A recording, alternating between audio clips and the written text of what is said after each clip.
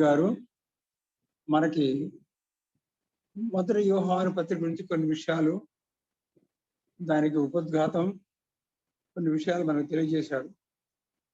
ఈ రోజున ఆయన విడిచిపెట్టిన భాగంలో కొన్ని 4 వచనాలు చదువుకుందాం. యోహాను మొదటి పత్రిక 2వ అధ్యాయం 3 నుంచి 11 వరకు చదువుకుందాం. యోహాను మొదటి పత్రిక 2వ అధ్యాయం 3 నుంచి 11 వరకు చదువుకుందాం. మరియు మనం ఆయన ఆజ్ఞలు గైకొనినెడల దీనివల్లనే ఆయన ఎరుగున్నామని తెలుసుకుందాము. ఆయన ఎరుగున్నామని చెప్పుకొనుచు ఆయన ఆజ్ఞలు గైకొనని వాడు అబద్ధికుడు, వానిలో సత్యమే లేదు. ఆయన వాక్యం ఎవడు గైకొనునో వానిలో దేవుని ప్రేమ నిజంగా పరిపూర్ణమాయను. ఆయనందు నిలిచిన వాడని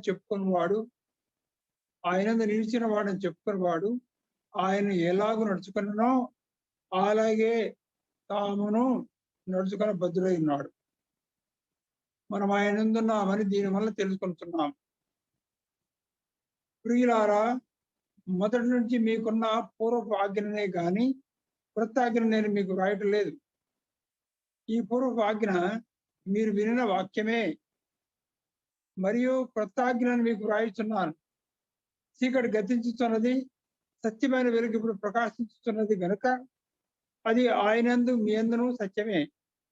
వెలుగులో ఉన్నానని చెప్పుకొనుచు తన సహోదరుని ద్వేషించేవాడు ఇప్పటి వరకు చీకటిలోనే ఉన్నాడు. తన సహోదరుని ప్రేమించేవాడు వెలుగులో ఉన్నవాడు, అతని యందు అభ్యంతర కారణం ఏదీ లేదు. తన సహోదరుని ద్వేషించేవాడు చీకటిలో ఉండి చీకటిలో నడుచుకుంటున్నాడు. చీకటి అతని కన్నులకు గుడ్డితనం కలుగజేసింది కనుక ఆయన ఎక్కడికి పోతున్నాడో అతనికి తెలియదు. వాక్య ధ్యానం సాయం కొరకు మనం ప్రభు సన్నిధిలో ప్రార్థన చేస్తున్నాం. పరిశుద్ధుల, మహోన్నతుల, మా దేవ, మా ప్రభువా, వాక్యము మీది తండ్రి. వాక్యము మీరు వ్రాయించారు మీ దాసుల ద్వారా. ఆ వాక్యము నాయన సజీవమై మాతో మాట్లాడమని మీ సన్నిధిలో వేడుకొంటున్నాం. ఆ వాక్యంలో సంగతులనైనా వివరించడం కానీ గ్రహించడం కానీ నాయన ఎంత మాత్రమో చాలిన వాడిని కాను ప్రభా. అయితే ప్రభా, మీరే నాయన వాక్య సత్యాలు మాకు బయలుపరిచి, హెచ్చరికలు మాకు బయలుపరిచి మా జీవితాన్ని క్రమపడతామని సన్నిధిలో వేడుకుంటున్నాం. మా జీవితాన్ని తండ్రి నాయన మీ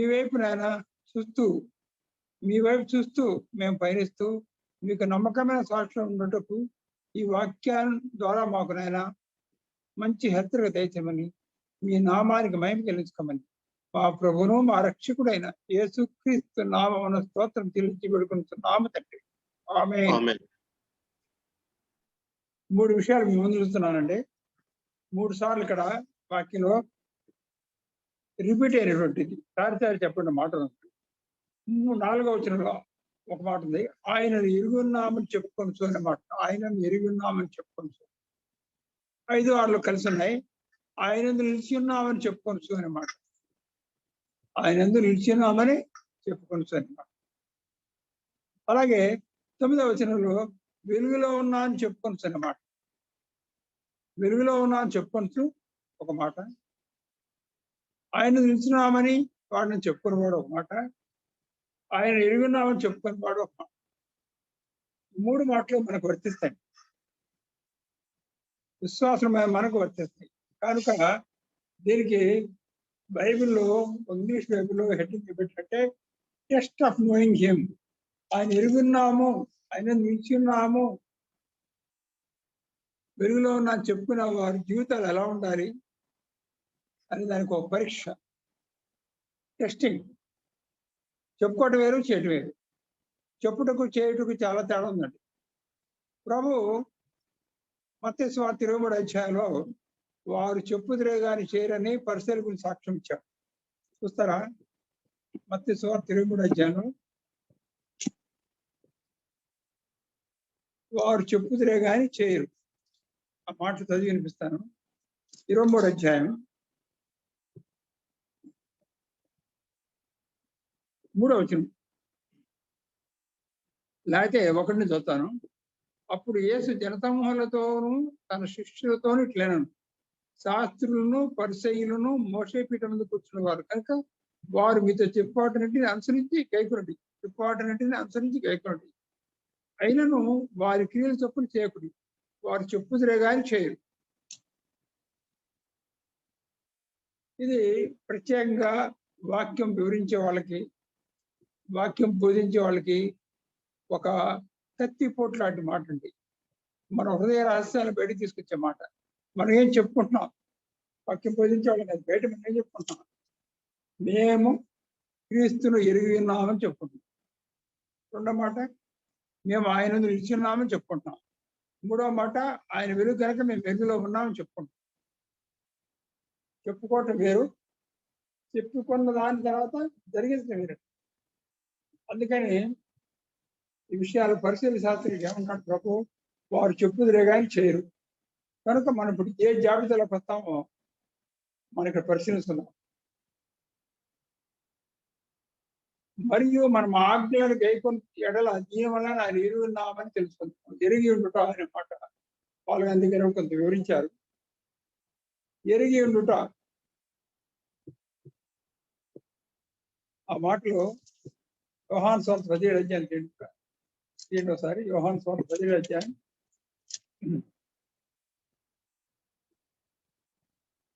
ఎరిగి ఉండుట అనే మాట చూద్దాం. 3వ వచనం చూద్దాం.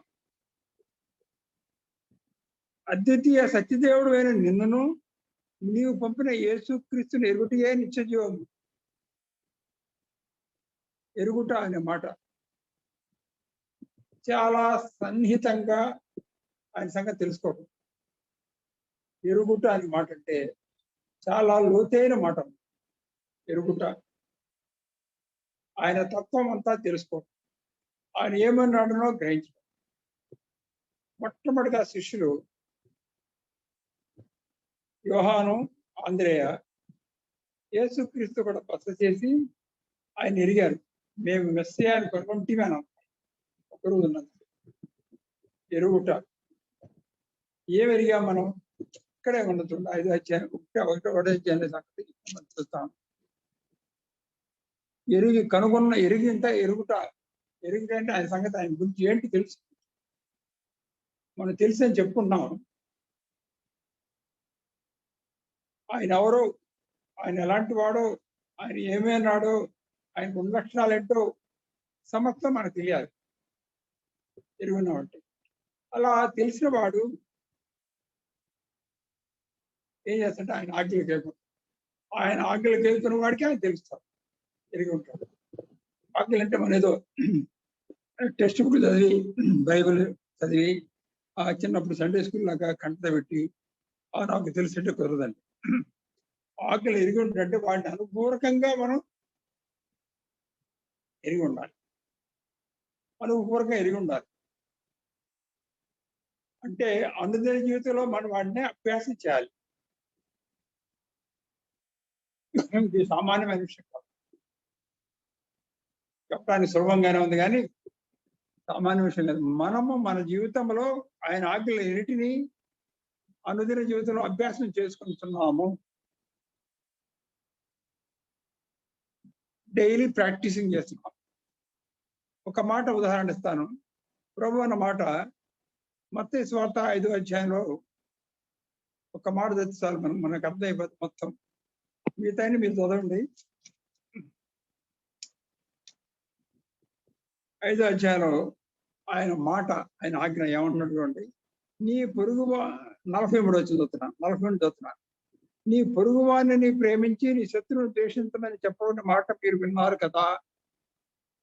నేను మీతో చెప్పినది ఏమనగా, అంటే ఆయన ఆజ్ఞ అనమాట. నేను మీతో చెప్పినది ఏమనగా, మీ పరలోకమందున మీ తండ్రి కుమారులైనట్లు మీ శత్రువులను ప్రేమించడం, మిమ్మల్ని హింసించి వారి కొరకు ప్రార్థన చేయండి. ఇది ఆయన ఆజ్ఞ. ఆయన ఎరగాలంటే ఆయన ప్రేమ ఎలాంటిదో, ఆయన సాత్వికం ఎలాంటిదో, ఆయన గుణగణాలు ఎలాంటివి ఎరగాలంటే ఈ యొక్క లక్షణాలు మనం ఆయన అనుకూలంగా అనుదిన జీవితంలో అభ్యాసం చేసుకుంటే అప్పుడు మనకి ఆయన ఎవరు ఎరుగుతారు. అంతేకాని పుస్తకాలు చదివి లేకపోతే సెమినార్కి వెళ్ళి లేకపోతే మీటింగ్లకు వెళ్ళి విని నేర్చుకొని చెప్పడం కాదండి. అనుభవపూర్వకంగా ఎరగాలి. శత్రువుని ప్రేమించినట్టు ఏమిటి? ఆయన ప్రేమించాడు.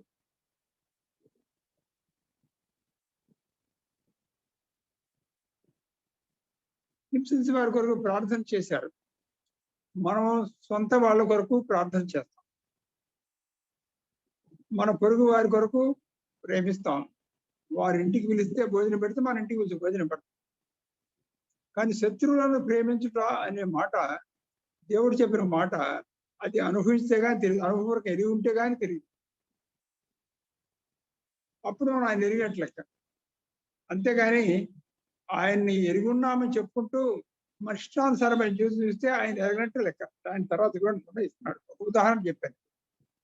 మీరు ఇక్కడ చదవాలంటే మత్తయి సువార్తలో నేను చెప్పినది ఏమనగా అని ప్రభు ఎన్నోసార్లు చెప్పాడు. ఆయన చెప్పినవన్నీ చేశాడు. శత్రువుని ప్రేమించమన్నాడు, శత్రువుని ప్రేమించాడు. శత్రువుని నన్ను ప్రేమించాడు. ఎందుకు ప్రేమించాడు? నీవు నేను ఆయన హింసిస్తుంటే, మాటల ద్వారా హింసిస్తుంటే,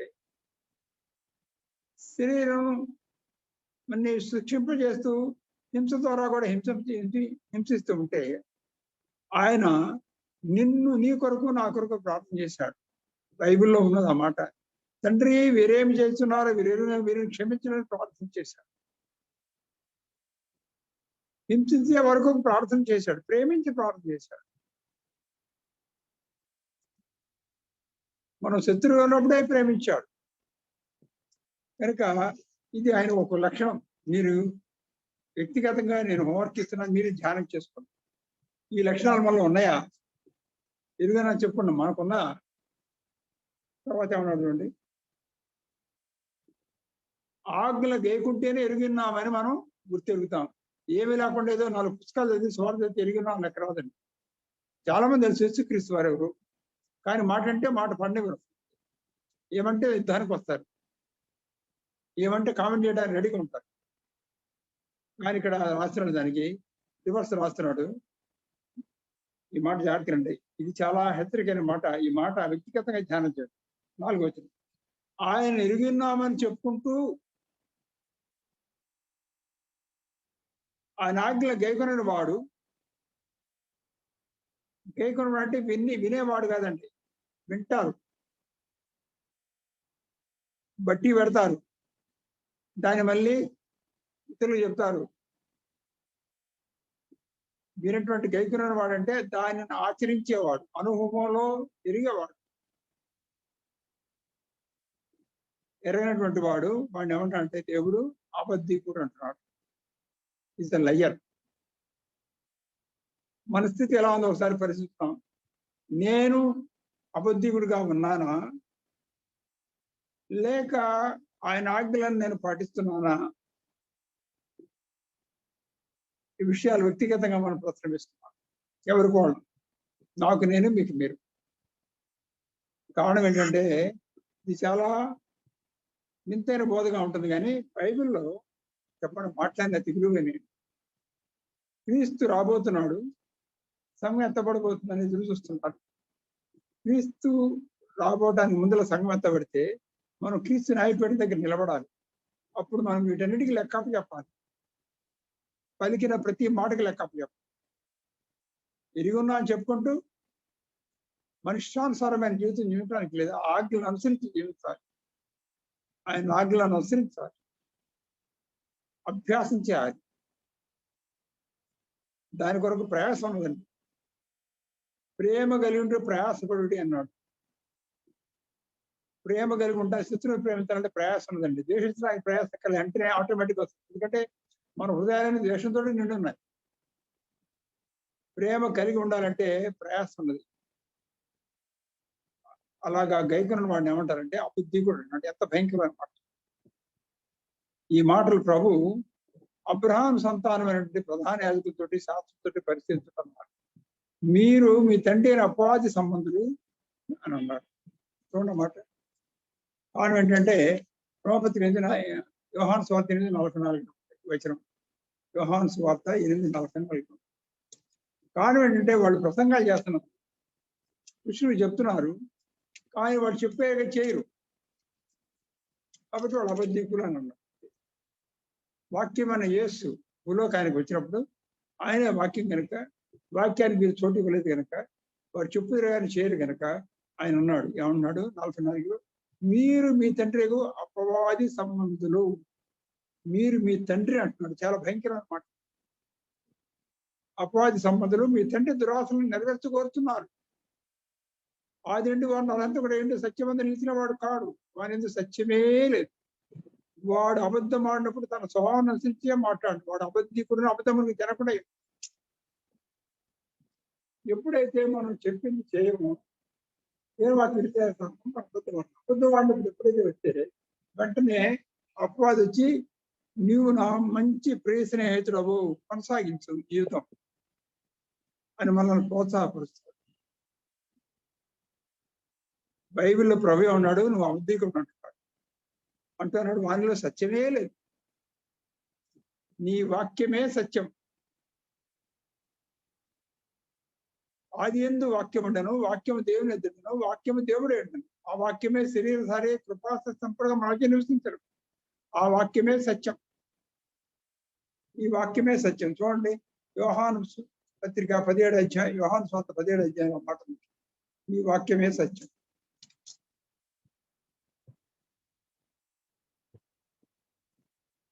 17:17 ఉంది. సత్యమందు, యోహాను సువార్త 17:10, సత్యమందు వారిని ప్రతిష్ఠ, ఈ వాక్యమే సత్యం. అంటే సత్యానికి చోటు లేదనమాట. మనం అబద్ధికులం అయిపోయాం.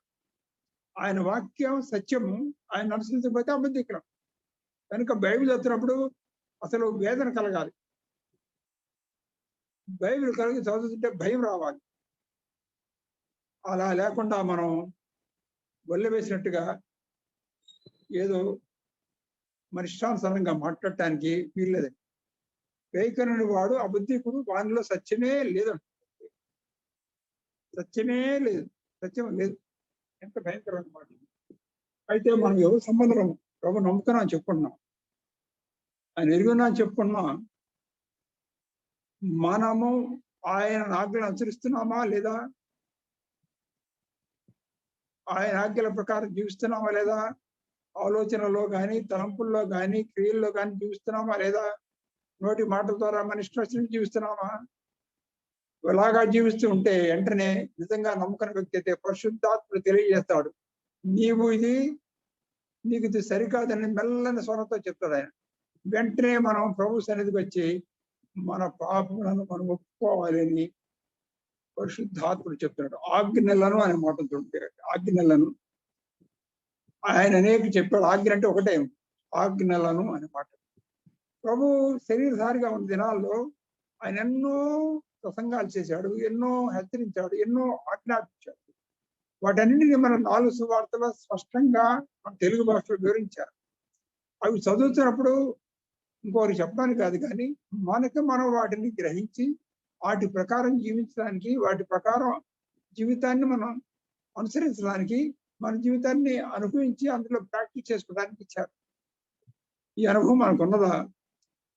లేకపోతే వాతవే మన సాక్షిగా మనం అబద్ధికులుగా ఉంటాం. పరిశీలి శాస్త్రులాగా.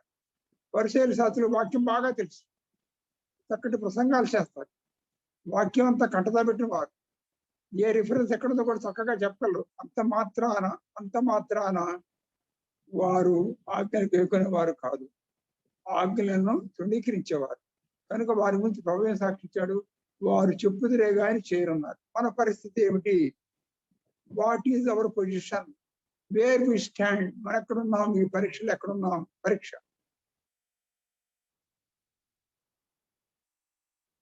ఇది ప్రసంగం కదండి, పరిశీలన. నాకు పరిశీలన, మీకు పరిశీలన.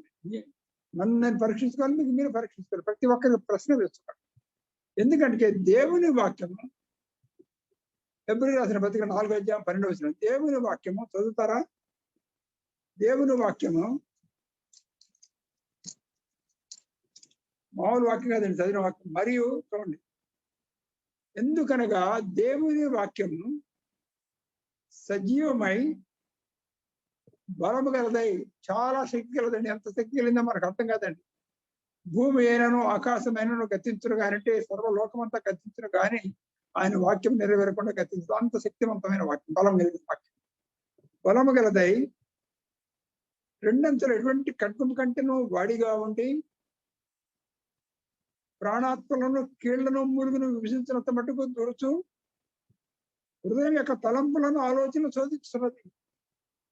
ఇప్పుడు ఈ చదవబడిన వాక్యం హృదయం యొక్క తలంపులను ఆలోచన శోధిస్తుంది. ఇది సత్యం. నీ ఆలోచన ఎలా ఉన్నదిరా? నీ పక్క సోదరుడు మీద తోటి వారి నీ ఆలోచన ఎలా ఉంది? వ్యక్తి నీ ఆలోచన ఎలా ఉన్నాయి? ప్రభు చిత్తానికి అనుగుణంగా ఉన్నాయా లేవా? ఆ నాలుగు అనుగుణం ఉన్నాయా లేవా అని మనం శోధిస్తున్నప్పుడు మనం పరిశీలించుకోవాలి. దావీదు చేశాడు ఆ ప్రార్థన. కనుక లేకపోతే మనం అబద్ధికుడని ప్రభు చెప్తున్నాడు. దేవుడు ఆ స్థితిలో ఉండకుండా మనను కాపాడబడినట్లుగా ప్రభు యొక్క సహాయం కొరకు ప్రార్థన చేస్తున్నాం. కారణం ఏంటంటే ఈ వాక్యాలు అనుసరించడం, ఆచరించడం అంత సులభమైన పని కాదు. అది తెలిసి ఆయన ఎప్పుడైతే మన రక్షణ పొందామో తన వాక్యం చేత మనల్ని ముద్రించాడు. చూడండి మాట 2 కొరింథీ రాసిన పత్రిక 1వ అధ్యాయం 22వ వచనం. ఆయన మనకు ముద్ర వేసి మన హృదయంలో మనకు ఆత్మను సంచీకరణ అనుగ్రహించున్నాడు. ఆయన ఆత్మనే మన హృదయంలో ఉంచాడు. ఆ ఆత్మ ప్రభువైన యేసుక్రీస్తు వారికి ఏ లక్షణాలు అయితే ఆ లక్షణాలు ఉన్నాయి. ఆయన మన సహాయకుడిగా ఉంచాడు. ఆయన మన ఆదరణకర్తగా ఉంచాడు, మన సహాయకుడిగా ఉంచాడు. ఆయన మన సహాయం చేయడానికి సిద్ధంగా ఉన్నాడు. మనం చేయలేమని తెలిసే సహాయకుడిగా ఉండటానికి ఆయన పెట్టాడు. ఆయన మన సహాయం చేస్తాడు. ఆయన సహాయం పడటానికి ఎక్కడికో పోక్కర్లేదండి. తీర్థయాత్రలు వెళ్ళక్కర్లేదు, దూరదేశాలు ప్రయాణించక్కర్లేదు. ఆయన మన హృదయంలోనే మనతో ఉన్నాడు. ఆయన ఉన్నాడని ఎరిగితే ఆయన అడుగుతాం, ఎరకపోతే అడగం. మన జీవితాల్లో మన మనిషి నచ్చినట్టు మనం జీవిస్తూ ఉంటాం.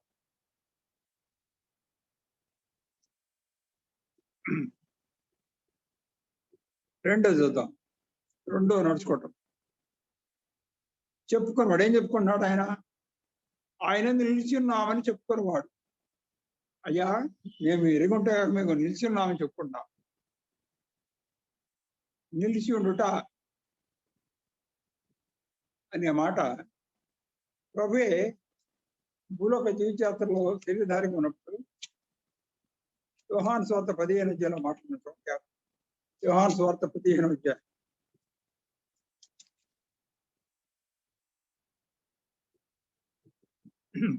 3వ వచనం. నాయందు నిలిచి ఉండుడి, మీ యందు నేను నిలిచిందును. నిలిచి ఉండుట అబాయిడ్ అనే మాట ఇంగ్లీష్. నేను ఆయనలో ఉంటా, నిలిచి ఉంటా అంటే పక్కకి దొరకను, పక్కకి నడవను అని దాని అర్థం. క్రీస్తు యేసునందున్న వారికి ఏ శిక్షా విధి లేదన్నారు. ఆయనలో నిలిచి ఉంటే ఏ శిక్షా విధి లేదు. ఉంటే ఉన్నామని చెప్పుకుంటాం. ఉన్నామని చెప్పుకుంటాం కరెక్ట్, బాగానే ఉంది. ఉన్నామని చెప్పుకోవడం మంచిదే. కానీ దీనికి ఒక టెస్ట్ పెట్టాడు, పరీక్ష. ఆయనందు నిలిచి ఉన్నామని చెప్పుకుని వాడు ఆయన ఎలాగో నడుచుకున్న అలాగే తాను నడుచుకున్న బద్ధుడైనాడు. బద్ధుడు అయ్యున్నాడు. బద్ధుడు అంటే దీనికి వేరే మార్గం లేదండి. No option. You have to walk as he walked on this earth.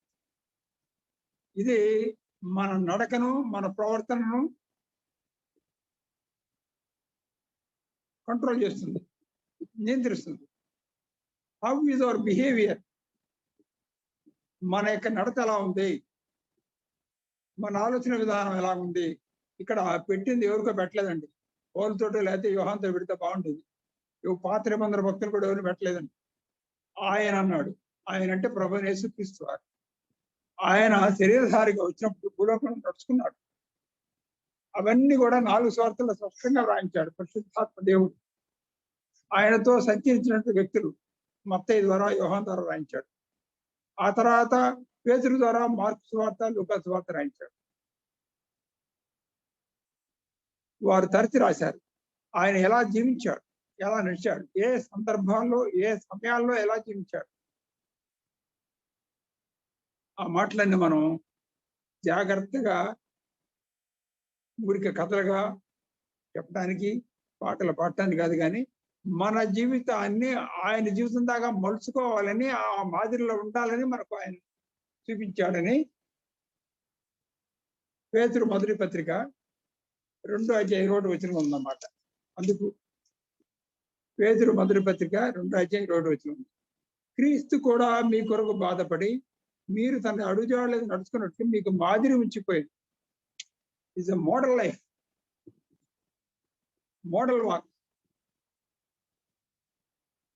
ఆయన జీవితం మనకి మాదిరి.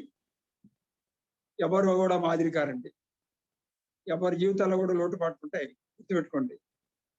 ఎవరి జీవితంలో కూడా లోటుపాట్లు ఉంటాయి. మాదిరి ఒక్కడే, మన ప్రభువైన యేసుక్రీస్తు వారు. అందుకే హెబ్రీ గ్రంథకర్త ఏమన్నా అంటే 12వ అధ్యాయంలో ఎవరో చూస్తూ నడవాలి మనం అని అంటే ఆయన సమాధానం ఇచ్చాడు. 1వ వచనం 2వ వచనం అవుతున్నా. ఇంత గొప్ప సాక్ష్యము మేఘములు ఆవరించినందున మనము కూడా ప్రతి భారమును సుడుగా చిక్కులు పెట్టి పాపను విడిచిపెట్టి విశ్వాసమును కర్తయు దాన్ని కొనసాగించు వాడునైనా యేసు వైపు చూచుతూ అనే మాట ఉంది. మన ఎదురు ఉంచబడ్డ పందెములో ఓపికతో పరిగెత్తుదాము. ఆయన వైపు చూడాలి. ఆయన వైపు చూడాలంటే పుట్ట పెట్టుకొని చూడటం కాదండి. ఆయన వైపు చూడాలంటే దర్శనం వచ్చి కళ్ళలో వచ్చి నాకు అది చెప్పాడు అంటే కాదండి. ఆయన వైపు చూడాలంటే గ్రంథంలో 4 సువార్తలు ఆయన గురించి రాశారు. అది అచ్చు వేయబడినటువంటి వాక్యం.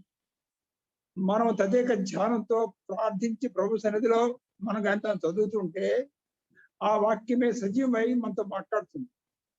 ఏం చేయాలో చెప్తుంది, ఎలా నడవాలో చెప్తుంది, ఆయన ఎలా నడిచాడో చెప్తుంది. ఆయనే మనకు బోధకుడు, ఏ వ్యక్తి కాదండి. ఆ మాట కూడా చూడండి, రిఫరెన్స్ లో ఉంది ఆ మాట చూస్తే. మత్తయి సువార్త ఈ అనుభవం మనకు ఉండాలి.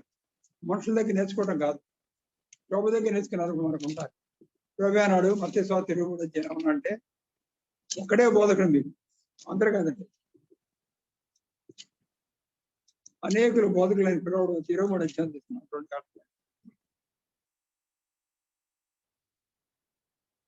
23వ అధ్యాయం 8వ వచనం. మీరైతే బోధకులను పిలువబడవద్దు, ఒక్కడే మీ బోధకుడు, ఆయనే ప్రభువైన యేసుక్రీస్తు వారు. మీరందరూ సహోదరులు. శాస్త్రులు పరిచయాలు ఏం చేస్తారండి? 7వ వచనం.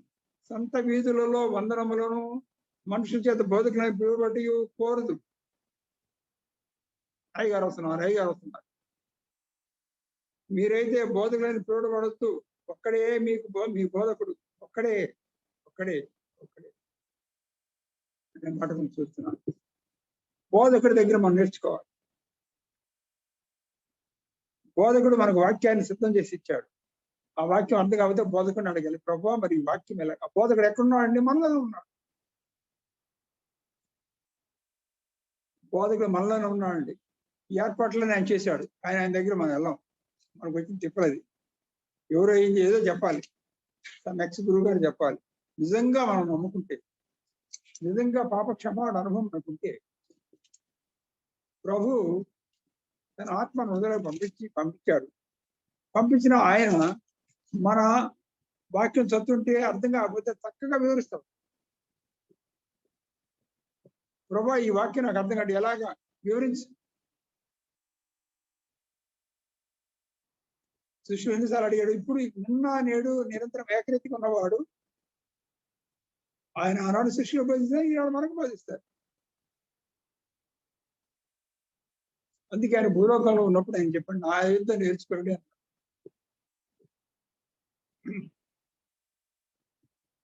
తర్వాత 5వ చదువుతున్నా. ఆయన వాక్యము ఎవడు గైకునునో వానిలో దేవుని ప్రేమ నిజముగా పరిపూర్ణమైన ఉంటాడు. వాక్యానికి ఎంత ప్రాముఖ్యం ఉంది. అందుకే దేవాన్ని దివ్యవాక్యం కీర్తనలు గైకొనవాడంటే అంగీకరించి దాని జీవితాన్ని అనుసరించేవాడు. వానిలో దేవుని ప్రేమ నిజముగా పరిపూర్ణమైన. యోహాను సువార్త 14 ఈ విషయాలు ఉన్నాయి. ఆజ్ఞలకు ప్రేమకు సంబంధం ఉందని ప్రభువే తెలియజేశారు. నేను 2 వచనాలు 3 వచనాలు చదువుతాను. 14 15 వచనం చదువుతాను. యోహాను 14:15. మీరు నన్ను ప్రేమించిన ఆజ్ఞలు గైకొండి. దీని అర్థం ఏంటండి? ఆయన ఆజ్ఞలు గైపోతే ఆయన ప్రేమించినట్లెక్క, ద్వేషించినట్లెక్క. ప్రేమిస్తున్నాం చెప్తాం, కానీ ద్వేషిస్తున్నాం.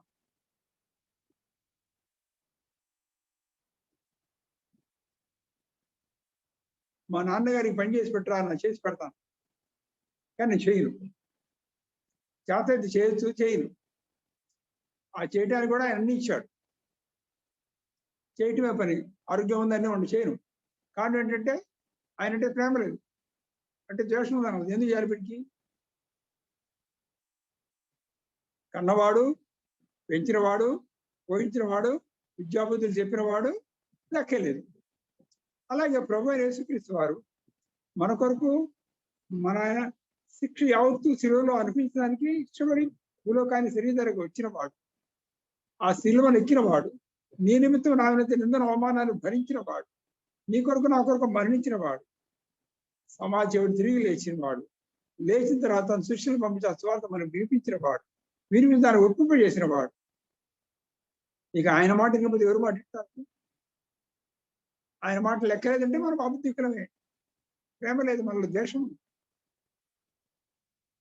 ఇంకో మాట చూడండి, అక్కడ ఇంకో చోట 21 వచనం. నాగులను అంగీకరించి వాడు గైకున్న వాడే నన్ను ప్రేమించేవాడు. చాలా జాగ్రత్త. నాగులను అంగీకరించి వాటిని గైకున్న వాడే నన్ను ప్రేమించేవాడు. నేను ప్రేమిస్తున్నా అంటే ఏం ప్రయోజనం లేదు.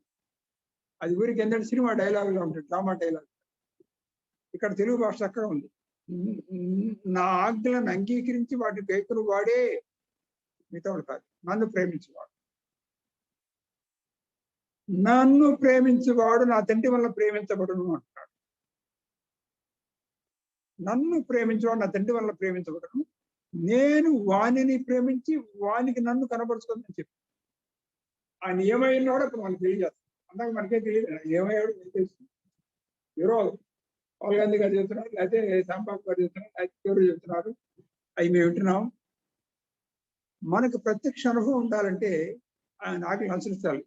అవి కష్టమైనవి కావండి, లోకం దృష్టిలో కష్టమైనవి, కానీ ప్రభుత్వం ముగ్గురు బిడ్డ కష్టమైనవి కావు. ఆయన దాన్ని చాలా సులభం చేశాడు. మనకు తన ఆత్మను ఇచ్చాడు. ఎలాగిచ్చాడు తన ఆత్మను? ఎప్పుడైతే ప్రభువుని నమ్ముకున్నామో మనం చచ్చిపోయాం. మనల్ని బతికించాలంటే తన ఆత్మ రావాలి. ఆత్మ ఎప్పుడైతే మనలో వచ్చిన జీవం వచ్చింది, బ్రతికించాడు.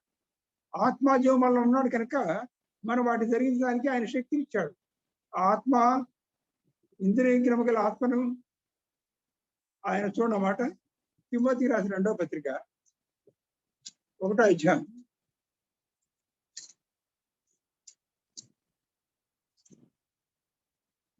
7వ వచనం.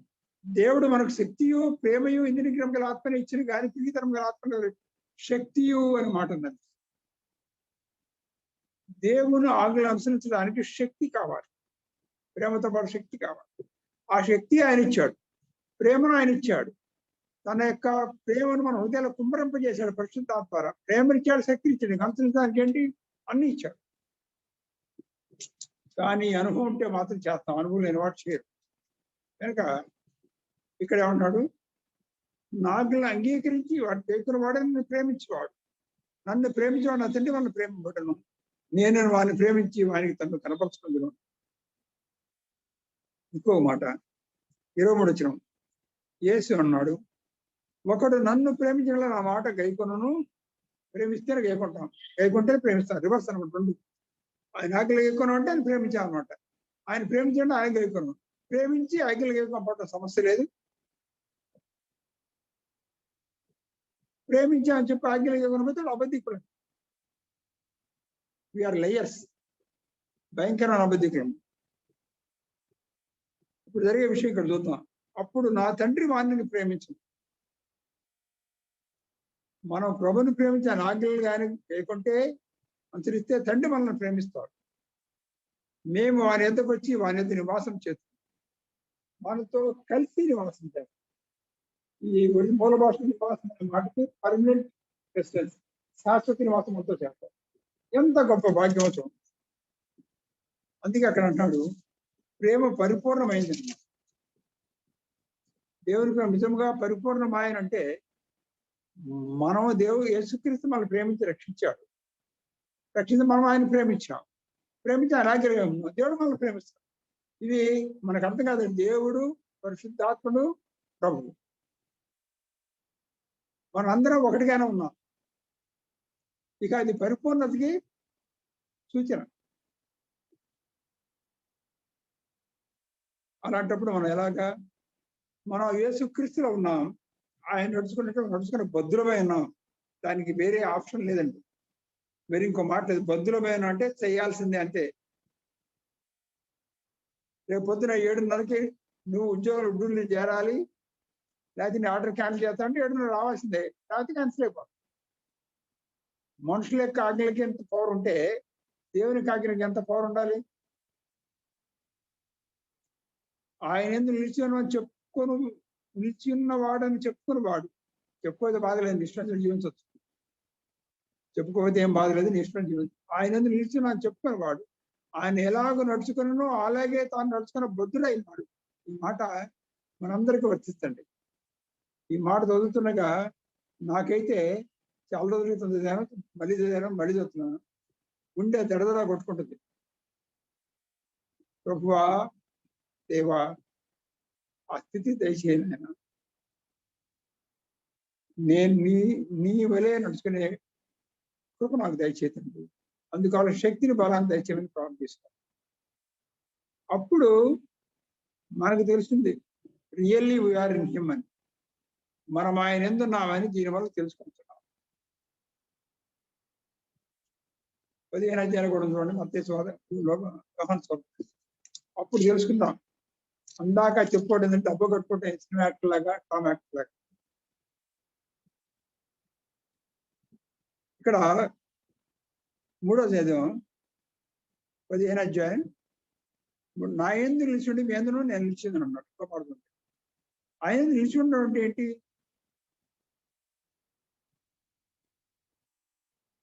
ఇక్కడ ఉందా మాట చూడండి.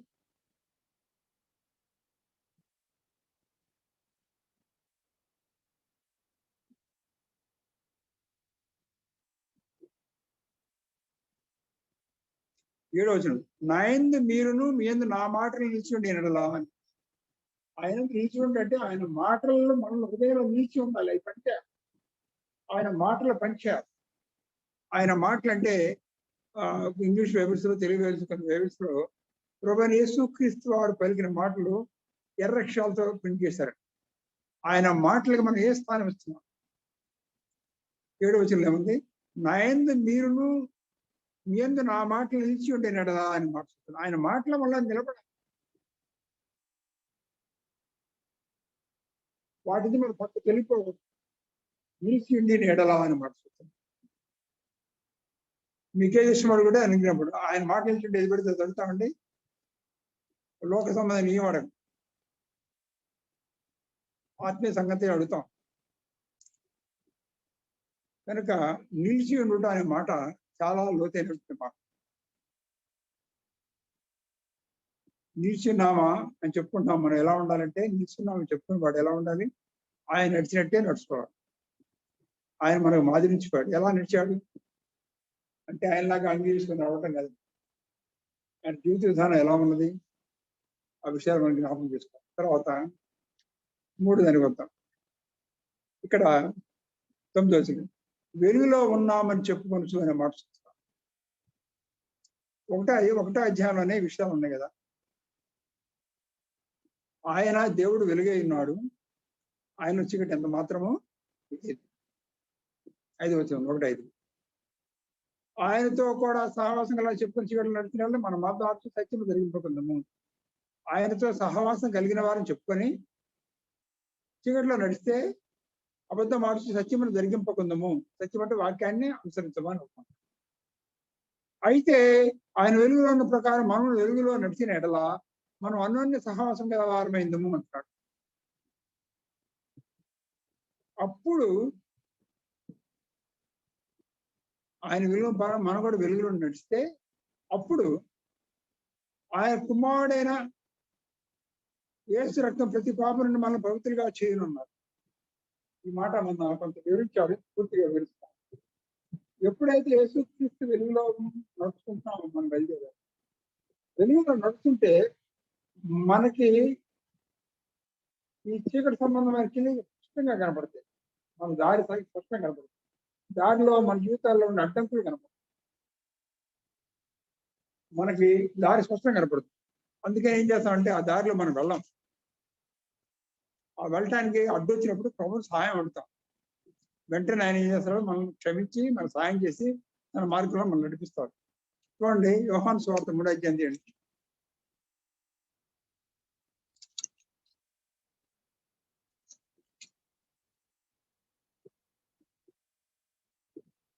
ఎందుకు వెలుగులోకి రారు మనుషులు? వెలుగు నడవరు. వెలుగులోకి వస్తే మన దుష్కీలన్నీ బయటపడతాయి. 3వ అధ్యాయం 21 పోతున్నాం. దుష్కారం ఇచ్చే ప్రతివాడు వెలుగును ద్వేషించడం, తన క్రియలు దుష్కిలుగా కనపడకున్నట్లు వెలుగులోకి రాడు. నీ వాక్యము నా పాదములకు దీపం, నా త్రోవ వెలుగు కీర్తన వాడుతుంది. వెలుగు, వాక్యమే వెలుగు, ప్రభువే వెలుగు. మనం వాక్యాన్ని దానికి వచ్చి ధ్యానించేటప్పుడు ఒకళ్ళు చెప్తాను కదండి, నాకు నేనుగా ఆ వాక్యాన్ని చదివేటప్పుడు ఆ వెలుగైన వాక్యం ఏం చేస్తుంటే, సత్యవర్తుడైతే తన క్రియలు దేవుడుగా చేయబడని ప్రత్యక్ష పద్ధతి వెలుగులోకి వచ్చింది. సత్యాన్ని అనుసరించి నడుచుకోవాలనుకున్నప్పుడు వెలుగు దగ్గరికి వస్తాం. వెలుగంటే వాక్యం దగ్గరికి వస్తాం. వెలుగైన వాక్యం దగ్గరికి వస్తాం. వాక్యం చదువుతుంటే ఏది సత్యమో ఏదో అసత్యం మనకు తెలుసు. దాన్ని బోధించాడు కూడా ఆయనే. లేకపోతే మనకు వాక్యం అక్కలేదు. ఆయన చెప్పాడు, సుబ్బారావు చెప్పాడు, ఫ్రాన్సిస్ చెప్పాడు, డేవిడ్ గారు చెప్పారని ఊరికే కామెంట్ అనమాట. ఆయన ఎట్టు జీవించాడు, నేను ఎట్టు జీవించాడు, మనకు అనవసరం. ఈ విషయాలు పాత్రలోకి వెళ్తే సొలొమోను దేవతా పత్రిమలను విగ్రహాలు చేసి పెట్టాడు. ఆయన తర్వాత వచ్చిన ఆయన మనవడు వాడిని తీసి పారేశాడు. సొలొమోను చేసినంత మాత్రం అది కరెక్ట్ కాదు. సొలొమోను దేవుని భక్తుడే, చూడలో మారిపోయాడు. ఆ తర్వాత ఏంది, అన్య దేవతలకు ధూపాలు అర్పించాడు, ఆలయాలు కట్టాడు. కానీ ఓషియాను రాజు వచ్చినప్పుడు అన్ని తీసి పారేశాడు. వాక్యానికి ఏదైనా సరే నిలబడదు, పెద్దలు చెప్పినా సరే, ఎవరు చెప్పినా సరే. వాక్యం అనేది మనకి స్టాండర్డ్, దానికి విరుద్ధంగా మనం మాట్లాడడానికి వీలేదు. అందుకే ఇక్కడ ఏమన్నా అండి, వెలుగులో ఉన్నామని చెప్పుకుంటూ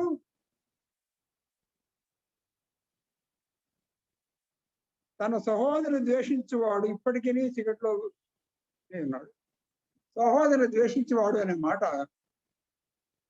నేను చాలా సంవత్సరాలుగా దీన్ని ధ్యానం చేస్తున్నాను. మరి మన ప్రభువైన యేసుక్రీస్తు వారు ఆయన ప్రేమామయుడు కదా, ఆయన ప్రేమాస్వరూపి కదా. ఆయన ఎలా ప్రేమించాడు, మన భయంకరమైన వ్యక్తులు కూడా మనం ప్రేమించాడు కదా. ఆయన ఎవరిని ద్వేషించలేదని చూస్తాం. ఆయన ఎక్కడ ఎవరిని ద్వేషించలేదు. ఒక విషయం చూద్దాం, మన శత్రువులు అంటే మనల్ని ప్రేమించాడు అంటున్నాం. కానీ సహోదరు అనే మాటకు వచ్చినప్పుడు జాగ్రత్తగా ఉండి, యేసుక్రీస్తు 12 మంది శిష్యులో ఒకడు యూదా అనేవాడు వాళ్ళ సహోదరు కింద లెక్కించబడ్డాడు. ఆయనతో పాటే బోధన ఉన్నాడు, వారితో పాటు బోధన ఉన్నాడు, వారితో పాటే ఆయన పొంచేశాడు, వారితో పాటు అద్భుత కార్యాలు చూశాడు, వారి వెంబడి తిరిగాడు. అయితే అతను సహోదరుడు కాదు,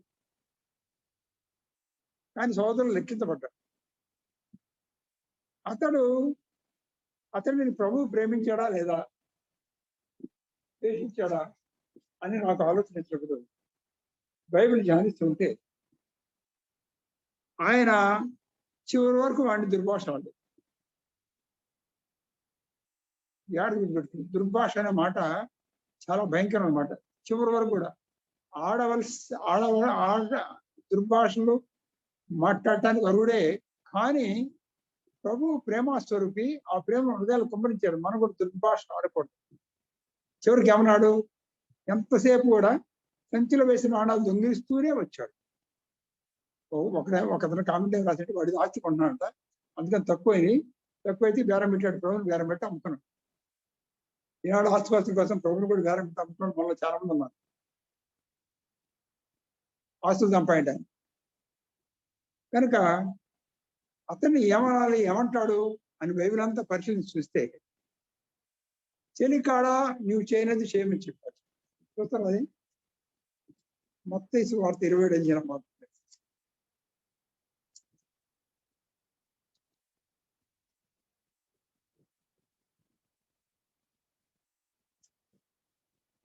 మత్తయి సువార్త 26 ఆయన మీద కుట్ర పన్నుతున్నాడని తెలుసు. ఒకటి, ఆయన సంచిలో డబ్బులు దొంగిస్తున్నాడని తెలుసు. 3, ఆయన 30 దినాలకు అమ్మాడని తెలుసు. 4, ఆయన పట్టించడానికి వచ్చాడని కూడా తెలుసు. ఎదురుకు వచ్చాడు. ఏమన్నా మనమైతే క్రీస్తు మనసు కలిగిన వారం. ఈ మాటలు బైబిల్ చదువుతుంటే భయేస్తుంది.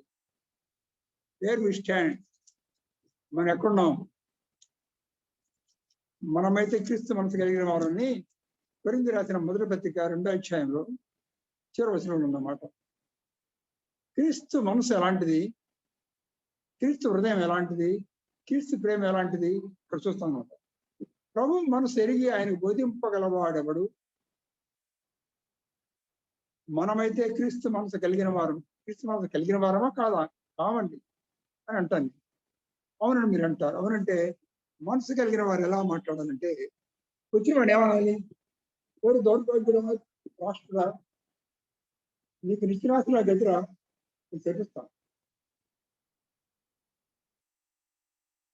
ఆ శాప వచ్చిన అనేది మనం రావాలి. శత్రువు సైతం మనం ప్రేమించాలని దేవుడు వాక్యం. సోదరుని ఎంతగా ప్రేమించాలి? శత్రువుని మనల్ని ప్రేమించాడు. ఆ ప్రేమ మన హృదయాలు కుమ్మరించాడని దేవుడు చెప్తున్నాడు. నేను నమ్ముతున్నామా? ఏమన్నాడు చూడండి, మత్తయి సువార్త 26 వచ్చిన వాడిని ఏమన్నాడు? 49 చూస్తాం, లేదా 40 చూస్తున్నాను. ఆ ఇంకనూ మాట్లాడుచుండగా 12 మందిలో ఒకడు యూదా వచ్చాడు. వానితో కూడా బహు జనసమూహము కత్తులు గుదియలు పట్టుకొని ప్రధాన యాజకుల దగ్గర నుండి ప్రజల దగ్గర నుండి వచ్చింది. ఆయనను అప్పగించేవాడు, నేనెవరిని ముద్దు పెట్టుకుందనో ఆయనే యేసు, ఆయనను పట్టుకునే వారికి గుర్తు చెప్పి వెంటనే యేసు ముందుకు వచ్చి, బోధకుడా నీకు శుభమని చెప్పి ఆయనను ముద్దు పెట్టుకుంది. అందుకు యేసు, చెలికాడా నీవు చేయనిది చేయమని ఆయనతో చెప్పగా వారి దగ్గర వచ్చి ఆయన మీద పెట్టుకుంటుంది. ఈ వాక్యం గురించి ప్రభు సన్నిధిని జ్ఞాపకం చేసుకుంటే ధ్యానం చేస్తుంది. ప్రభువులో హృదయ లోపల కించిత్తైనా ద్వేషం లేదు. ఎవరి మీద? అతని మీద ప్రేమే ఉండదు. ప్రేమే ఉండదు. ఇప్పటికైనా వాడు మారుతాడా? తెలుసుకుంటాడా? చెయ్యి ఆయన చెయ్యి. ఏమిటి ప్రభు నన్ను గద్దించలేదు అని ఆలోచన కావాలి. మనకి ఇక్కడ ఏంటంటే మన దేశ సంప్రదాయంలో తిరిగితే కానీ మన మాట అలాగా మనం తర్ఫీదు పొందాం, ట్రైనింగ్ చేయాలి. అని ప్రభు భాష లాంటిది కాదు. అలాంటి వాడిని ఏమనాలి? ఎలా పలికావు ప్రభు అని అడిగితే చెప్తాడు. అవునరా, నీవు కూడా దేవుడు లేడు దేవుడు అని చెప్పి తిరిగావు, పనికి మాల పనులన్నీ చేశావు, నిన్ను ఎప్పుడు చంపేసేవాడిని, శిక్షించేవాడిని, నిన్ను ఎలా సహించాలో అర్థం చేసుకో. అలాగే వాడిని సహించాను, నీకేంటి ఇబ్బంది? ఆ గుణాలు మనకి ఇచ్చడానికి ఆయన జీవాన్ని మనకి ఇచ్చాడు, ఆయన ఆత్మ మనకి ఇచ్చాడు. ఆయనే మనకు మాదిరి ఉంచిపోయాడు. ఆయన ప్రేమను హృదయాలు కుమరించాడు. మనం అలా జీవించాలని మనకి ఇబ్బంది ఏంటి? మనకు స్టాండర్డ్ పెరుగుతుంటాం, ఆ స్టాండర్డ్ ప్రకారం పిలుస్తాం. కాదండి, మనకి స్టాండర్డ్ ప్రభువే. ఎవరు కాదు, ఏ సేవకుడు కాదు, ఏ సువాసికుడు కాదు, ఏ సంఘ పెద్ద కాదు, ఏ విశ్వాసి కాదు, ప్రభువే మనకు మాదిరి. ఆ వాక్యం చదువుకొని ప్రారంభిస్తాం. ఎవరు మాదిరి అని రాసింది కూడా ఆయన సృష్టి చేతుల చేత రాయించాడు అన్నమాట. మరోసారి చదువుకుంటాం. పేతురు మాదిరి అని చెప్పలేము, నేను మాదిరించుకొని నన్ను ఎవరని చెప్పను. చూడండి మాట చదువుతాను.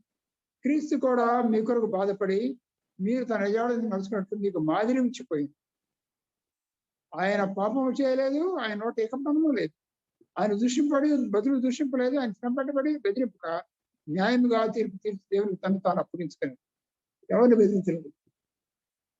ఆఖరికి ఇసులో జీవితాన్ని కూడా బెదిరించారు. కనుక ప్రశ్నించుకున్నాం, ఏం చెప్పుకున్నాం?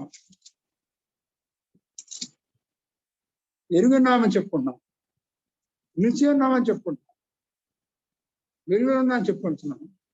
మన జీవితం ఎలా ఉండాలంటే ఆయన ఆజ్ఞలను అనుసరించి నడుచుకుంటాం. ఆయన నడుచుకుంటే మనం నడుచుకోవాలి. సోదరులు ప్రేమించాలి. ఇది కష్టమైన మాట కాదు. శత్రువులే ప్రేమిస్తాడు. నేను శత్రువు కూడా నన్ను ప్రేమించాడు, శత్రువులు ప్రేమించడానికి ప్రార్థన చేశాడు. ఆయన ఆత్మ నాకు ఇచ్చాడు. ఇది కష్టం కాదండి.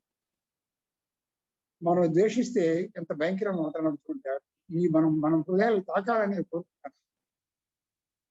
తన సహోదరుని ద్వేషించి వాడు చీకటిలో ఉండి చీకటిలో నడుచుతున్నాడు. చీకటి అతను కందలకు గుడ్డితనం కలుగజేశాను. ఆయన ఎక్కడ పోవునో వాడికి తెలియదు. ద్వేషము అనేటువంటి దాన్ని శిలువలో స్మరించాడు. ఎఫ్సి పత్రిక 2వ అధ్యాయంలో 16 వచ్చింది. తన శిలువ వలన ఆ ద్వేషము సంహరించాడు. శిలువ వలన కలిగిన లాభాలన్నీ ఒకసారి జ్ఞాపకం చేసుకొని ధ్యానం చేసుకోమంటే, నీలో ద్వేషం సంహరించబడిందా? నాలో ద్వేషం సంహరించబడిందా? ఇంకా దాన్ని పెట్టి పోషిస్తున్నామా? లోకంలో ఉన్న వారికి ద్వేషం ఉంటుంది. పగ, కక్ష, కార్పణ్యాలు, దానికి యుద్ధాలు, మారణ హోమాలు.